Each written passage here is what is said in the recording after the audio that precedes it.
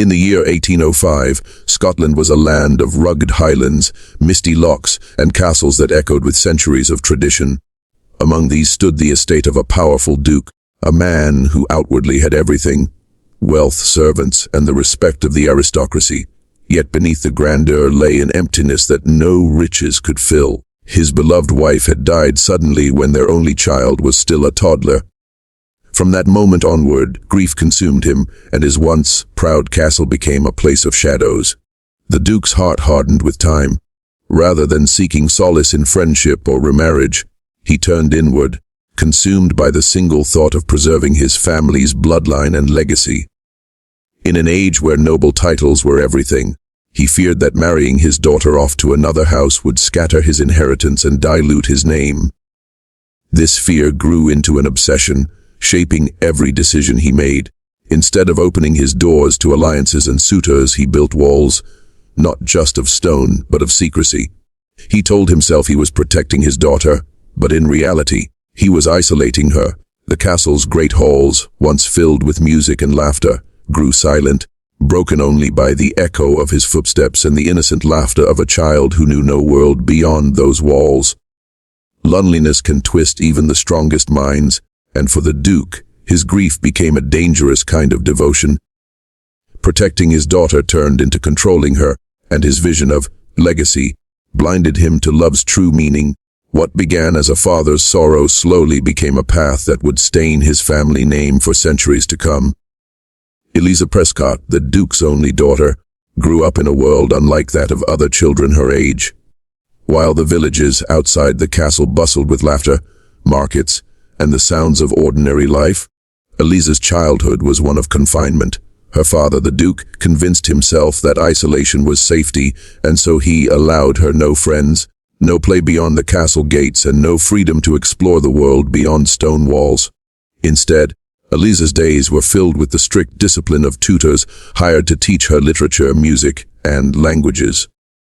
Though she grew intelligent and refined, she lacked the simple joys of companionship. She had no playmates to share her secrets with, no friends to laugh or quarrel with, only her father's constant presence. For a child, it was a heavy silence, a kind of loneliness she could not name. Her only glimpses of freedom came at the castle windows.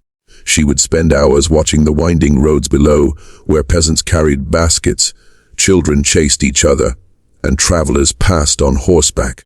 These distant figures became her imaginary friends, and she dreamed of one day walking among them. Yet whenever she asked her father why she could not go outside, he would reply sternly, "The world is dangerous, my child. You are safest here."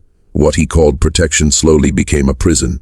Eliza was growing not in freedom, but in captivity. The walls that were meant to shield her became the very chains that held her spirit down. Still, inside her heart, a quiet longing began to grow, a spark of desire for life beyond confinement. That spark, though small, would one day become her strength to escape. By the time Eliza reached her 16th year, her beauty and grace could no longer be hidden within the walls of the castle.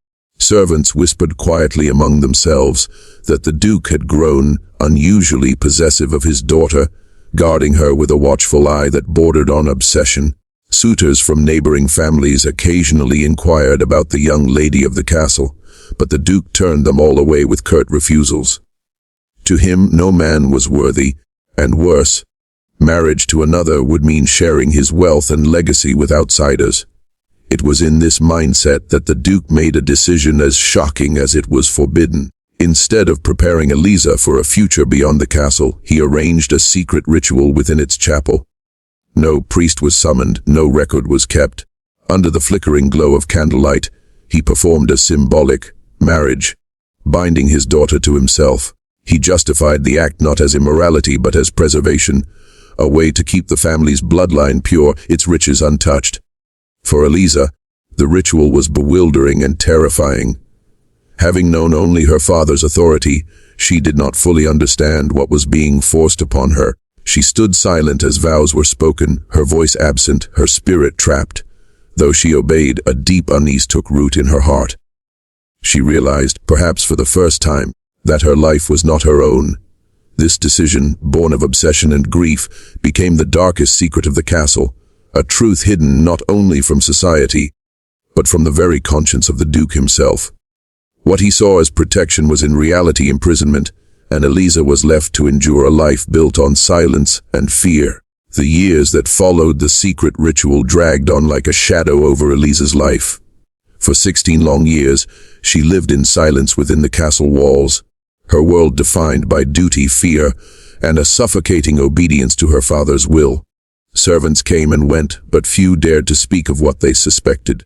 Those who whispered too loudly about the Duke's unnatural closeness to his daughter were quickly dismissed, their absence explained away with cold excuses. The castle became a prison not just for Eliza, but also for truth itself. Each day blurred into the next. The Duke continued to treat Eliza less like a daughter and more like a possession, someone to preserve, control, and keep hidden. She learned to mask her sorrow with quiet submission, but within her heart, a storm was quietly gathering. She found moments of small rebellion in the solitude of her chamber, where she kept a hidden journal. In its pages, she wrote about her dreams of freedom, her longing to walk in the open fields, her yearning for a life shaped by her own choices. Though the years of silence were heavy, they did not crush her spirit completely. On the contrary, they shaped her resilience. The more she endured, the more she realized she was capable of surviving. The more she was silenced, the more she discovered the strength of her own voice, even if it existed only on paper for the time being. By the end of 16 years, Eliza was no longer the frightened girl who once obeyed without question. She had become a woman of quiet courage, carrying within her the seed of defiance. All she needed was the right moment and the right chance to break free from the chains that bound her. After 16 years of silence, fate finally delivered Eliza the moment she had been waiting for. One winter's night, a fire broke out in the castle kitchens. What began as a small flame quickly spread, consuming tapestries, wooden beams, and corridors long untouched by light. Panic rippled through the household as servants rushed to douse the flames. The Duke shouted orders, determined to save his estate, but amid the chaos, Eliza saw something far greater, a chance for freedom. Her heart pounded as she gathered a small bundle of belongings she had hidden away in secret: a cloak, her journal, and a few coins saved with the help of a loyal maid. This maid, who had quietly witnessed Eliza's suffering for years, risked everything to guide her through the smoke-filled halls. The fire raged behind them, the crackling of timber echoing like a call to liberation. For the first time in her life, Eliza stepped beyond the iron gates of the castle, not as a captive, but as a woman determined to reclaim her destiny. The night air stung her face, yet it felt like the breath of life itself. Each step away from the burning fortress was a step toward freedom. When she reached the countryside, she did not look back. Though her past had been filled with silence and sorrow, her escape marked the beginning of her voice. Soon, she would tell her story, and the truth would shatter the secrecy of 16 years. The fire had destroyed the Duke's walls, but in truth, it had freed Eliza's soul. What he had built as a prison crumbled to ashes, and from those ashes, she rose stronger than ever. Eliza's escape was more than just a personal victory. It became a story that carried weight far beyond the castle walls.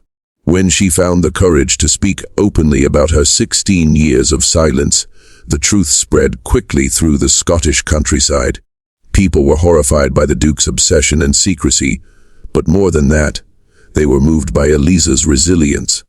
She had endured what seemed unbearable, and yet emerged with her spirit unbroken. Her testimony became a beacon of warning to other families about the dangers of unchecked power and silence. It showed that wealth and titles could not justify cruelty, and that even those born into privilege were not safe from suffering. Eliza's words inspired women in particular, many of whom had lived lives bound by duty or fear, to find their own strength and speak their truth. Though the Duke's legacy became stained with shame, Eliza transformed her pain into purpose. She lived her later years not as a victim, but as a voice for freedom. She reminded others that silence gives power to oppression, but courage, even after years of waiting, can bring change. Her story carried a timeless lesson: no matter how long you have been trapped, It is never too late to break free. No matter how powerful the walls around you seem, the fire within your spirit can still burn brighter. The legacy of Eliza Prescott is not one of despair, but of triumph. She proved that the human spirit is stronger than fear, stronger than isolation, and stronger than the chains others may place upon it. Her life whispers across generations. Your freedom begins the moment you choose courage over silence.